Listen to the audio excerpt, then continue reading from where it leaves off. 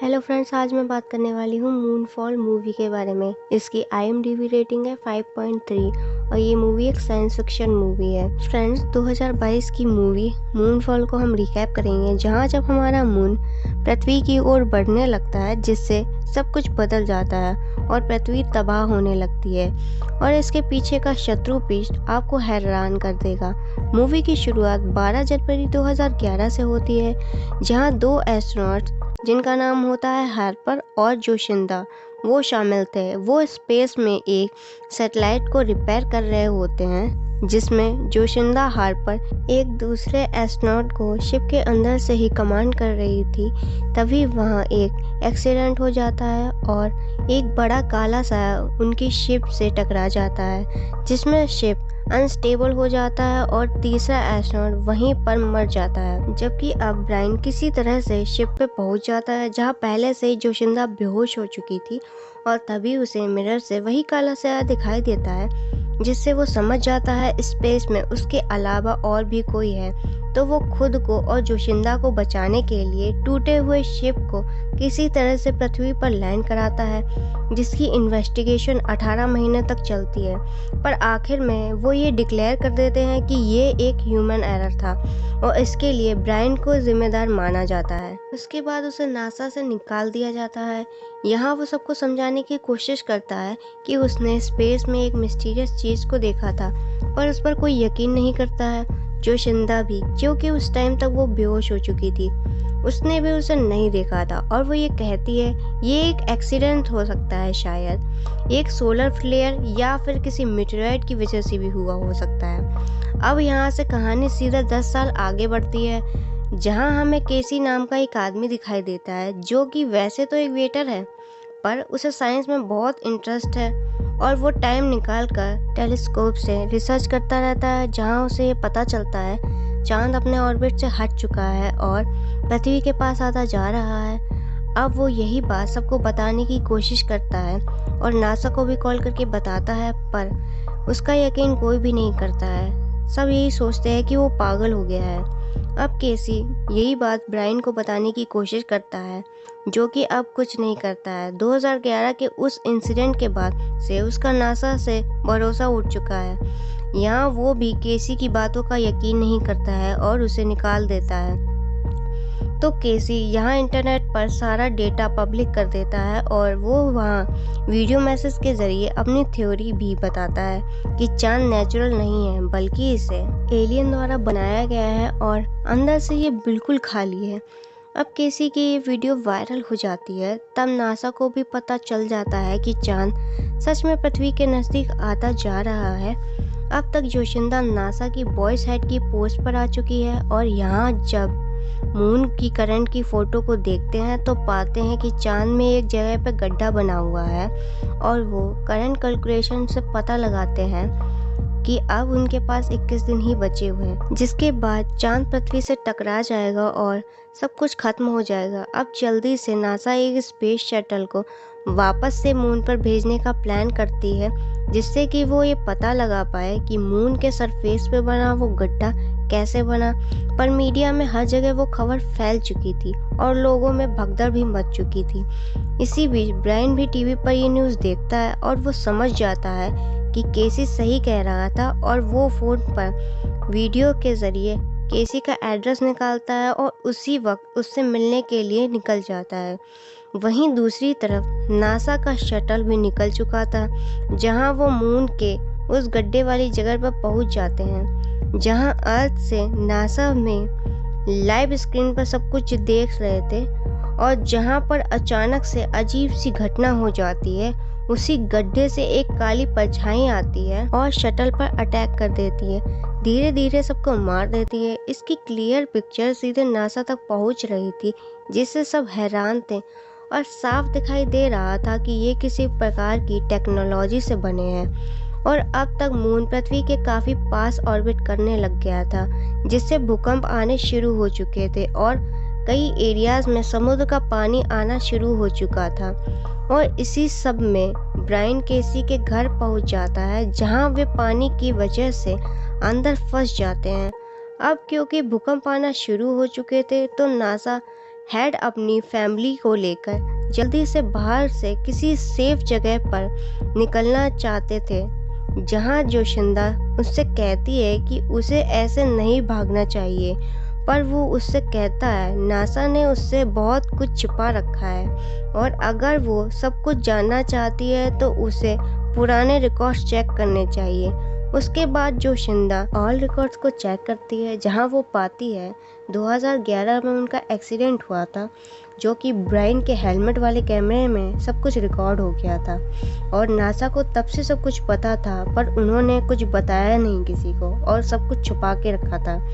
अब वो समझ जाती है ब्रायन भी सच कह रहा था और तभी वहाँ पर नासा का पुराना एम्प्लॉय आ जाता है, जो बताता है नासा को 20 जुलाई 1967 से सब कुछ पता था, जब अपोलो मिशन के दौरान उन्हें मून पर कुछ अजीब दिखाई दिया, पर उन्हें इसे पूरी दुनिया से छिपाना पड़ा क्योंकि वो सबको डराना नहीं चाहते थे, क्योंकि वो टेक्नोलॉजी काफ़ी एडवांस थी और वो बाकी लोगों को डराना नहीं चाहते थे। हालांकि उन्हें सब एलियंस को मारने के लिए एक मिलिट्री प्रोग्राम भी शुरू किया था, पर बजट कम पड़ने से वो मिशन भी बंद हो गया। पर जोशिंदा वापस आती है क्योंकि अब वो नासा की हेड थी। वो वीडियो कॉल पर मिलिट्री ऑफिसर से बात करती है, जहां मिलिट्री ऑलरेडी मून पर न्यूक्लियर बॉम्ब फोड़ने का मन बना चुकी थी, पर जोशिंदा उन्हें मना कर देती है क्योंकि इससे मून के सारे हिस्से तो पृथ्वी पर ही गिरने वाले थे, तो पृथ्वी का बच पाना मुश्किल है। पर वो मिलिट्री से थोड़ा टाइम मांगती है और खुद शटल से मून पर जाने का प्लान बनाती है, जिसके लिए उसे ब्रायन चाहिए था क्योंकि एक वही एस्ट्रोनॉट था जो कि 2011 वाले एक्सीडेंट के बाद डैमेज स्पेसशिप को सही सलामत पृथ्वी पर ले आया था और उसी से जोशिंदा की जान बच पाई थी। अब क्योंकि हर जगह पानी भर चुका था, तो एक हेलीकॉप्टर ब्रायन को लेने जाता है, जहां केसी भी उसी के साथ नासा ऑफिस आ जाता है, जहां जोशिंदा नासा की ओर से ब्रायन से माफ़ी मांगती है और ब्रायन को मदद करने के लिए कहती है, जिसके बाद ब्रायन हाँ कर देता है और जोशिंदा और बाकी सबको बताता है केसी ने ये सब पहले ही प्रेडिक्ट कर लिया था और वो उनकी काफ़ी मदद कर सकता है। जहां अब सब उन्हीं एस्ट्रोनॉट की डेथ वीडियो को फिर से देखते हैं, जहां पर उन्हें पता चलता है ये ब्लैक ऑब्जेक्ट भी AIE है, बस ये नैनो ऑब्जेक्ट से बने हैं जो कि काफ़ी एडवांस्ड हैं। और फिर ये सब मून पर जाने का प्लान बनाते हैं, जिसमें केसी अपने कैलकुलेशन करके उन्हें सही टाइम बताता है जब वो शिप को यहाँ से उड़ा सके। अब ये सब मून पे जाने के लिए रेडी हो जाते हैं। अब भूकंप कुछ ज़्यादा ही तेज आने लग शुरू हो चुके थे और अब मून पृथ्वी के कुछ ज़्यादा ही करीब ऑर्बिट करने लग गया था, तो सब लोग जल्दी से निकलने का प्लान बनाते हैं, जहां आर्मी से उन्हें एक बड़ा बॉम्ब दिया जाता है कि अगर मून तक पहुंचकर उन्हें इसकी ज़रूरत पड़े। तो अब जब ये सब निकलने ही वाले थे, तभी मून उनके ऊपर से निकलता है, जिसकी वजह से ग्रेविटी से सारे समुद्र में सुनामी आ जाती है और यहाँ जल्दी से ब्रायन और जोशिंदा और केसी शिप में चढ़ जाते हैं और सब नासा स्टाफ सिक्योरिटी पर्सन वहाँ से किसी दूसरी सेफ जगह के लिए निकल जाते हैं, जहाँ पानी ना पहुँच सके। तो यहाँ अब सब तरफ सुनामी आ चुकी थी और हालात काफ़ी बदतर हो चुके थे। तो ब्रायन किसी तरह से मुश्किलों का सामना करते हुए सुनामी से शिप को निकालते हैं, जहां जोशिंदा उसे बताती है कि उसके शिप में इतनी पावर नहीं है कि वो अर्थ की ग्रेविटी को तोड़ सके और स्पेस में जा सके, बट क्योंकि मून अर्थ की काफ़ी पास आ चुका था, तो अब तक अर्थ की ग्रेविटी काफ़ी कम हो चुकी थी, जिससे वे आसानी से अर्थ से बाहर जाते हैं और अब मून भी काफ़ी पास आ चुका था, तो उन्हें ज़्यादा दूर जाने की ज़रूरत नहीं थी और अब वो उसी गड्ढे की तरफ बढ़ते हैं और अब तक इस मून का काफ़ी हिस्सा टूट टूट कर नीचे गिरने लगा था, जिससे इनकी शिप काफ़ी डैमेज हो जाती है और वहीं पृथ्वी पर हालात और ख़राब हो जाते हैं। जहां अब आसमान से एस्टेरॉयड की बारिश होने लगी थी और काफ़ी लोग मर रहे थे और शहर के शहर उजड़ रहे थे, तबाह हो रहे थे और पृथ्वी पर कई जगह पर ऑक्सीजन की कमी होने लगी थी और ग्रेविटी भी अनस्टेबल होने लगी थी। इन्हीं सब से बचते हुए लोग मजबूर टनल की ओर जाने लगे थे। वहीं स्पेस में अब ब्रायन डिसाइड करता है कि वो इस गड्ढे की ओर जाएगा और फिर वे उसके अंदर जाने लगते हैं। ये सच में काफ़ी ज़्यादा गहरा था, जहाँ अंदर जाने पे ये क्लियर था कि मून कोई नेचुरल उपग्रह नहीं है बल्कि आर्टिफिशियल है और इसके अंदर सब खोखला था, किसी के द्वारा बनाया गया था। यहाँ इसकी कोर में एक वाइट डॉर्फ स्टार था जिसकी एनर्जी को ब्लैक ANI टेक चूस रही थी। यहाँ सबको क्लियर होता है इसकी एनर्जी से ये मून अपने ऑर्बिट में रहते हुए भी पृथ्वी के चक्कर लगाता था और जब से ये एलियन AI इसकी एनर्जी को चूस रही है तभी से वो पृथ्वी की ओर बढ़ने लगा है। अब सवाल ये था कि इस मून को किसने बनाया था और उसको बनाने के पीछे का मकसद क्या था। इसका जवाब आपको जल्दी मिलने वाला है। अब ये एलियन AI शिप को नोटिस कर लेती है और उसे मारने के लिए उनकी तरफ बढ़ती है, जहां उसे बचाते हुए ब्रायन का शिप एक बंद होल की तरफ बढ़ने लगता है और जैसे ही उसका शिप उसके अंदर जाता है उसके दरवाजे बंद हो जाते हैं और AI बाहर ही रह जाती है। पर अंदर सब काफ़ी घायल हो जाते हैं और तीनों बेहोश हो जाते हैं। पर यहाँ कोई और भी मौजूद होता है जो ब्रायन को अंदर ले जाता है, जहाँ अंदर जाने पर ब्रायन पाता है कि वो यहाँ सांस ले पा रहा था और यहाँ एक और AI उससे कांटेक्ट करती है। और यहाँ मूवी का सबसे बड़ा ट्विस्ट आता है। यहाँ AI ब्रायन को बताती है कि वे इंसान ही थे जिन्होंने इस मून को बनाया है, पर वे यहाँ के नहीं थे।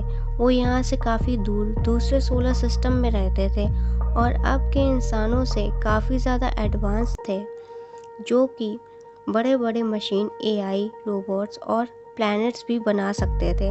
पर यहाँ एक दिन कुछ ऐसा हुआ जिससे सब कुछ बदल गया। उन्हीं की बनाई हुई मशीनें उन्हीं को मारने लगी थीं और एक एक करके सबको मार दिया। जहाँ कुछ गिने चुने लोग इंसानों को ख़त्म होने से बचाने के लिए अपने DNA के कुछ सैंपल को दूर एक सोलर सिस्टम पर मौजूद एक प्लैनेट पृथ्वी पर भेजा, जहाँ जीवन पनपने जैसे अनुकूल वातावरण मौजूद था। और फिर ये आर्टिफिशियल मून बनाया जिसकी वजह से पृथ्वी पर मौसम बदलने जैसी संभावनाएं हो पाई। पर 1969 से जब से ये अपोलो मिशन चांद पर गया, जिससे इस AI ने उनकी इलेक्ट्रॉनिक वेव्स को कैच कर लिया और यहाँ तक आ पहुँचे।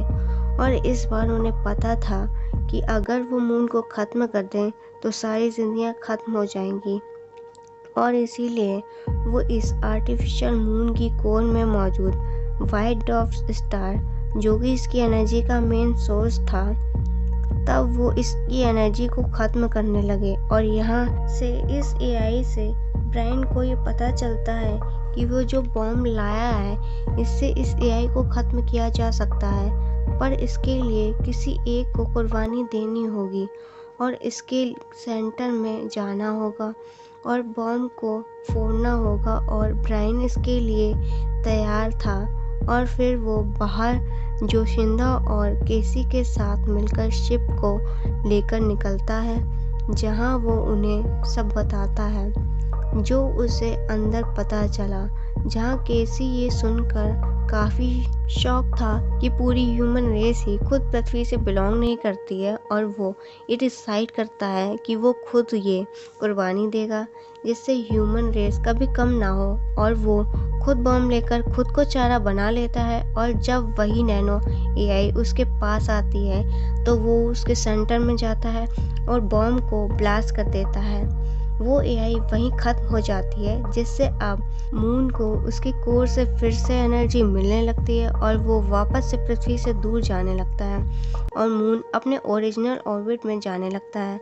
और वहीं ब्रायन और जोशिंदा वापस से अर्थ पर आ जाते हैं और अपनी अपनी फैमिली से मिलते हैं, जहां पृथ्वी को काफ़ी नुकसान हुआ था और इन्होंने पृथ्वी को पूरी तरह से ख़त्म होने से बचा लिया।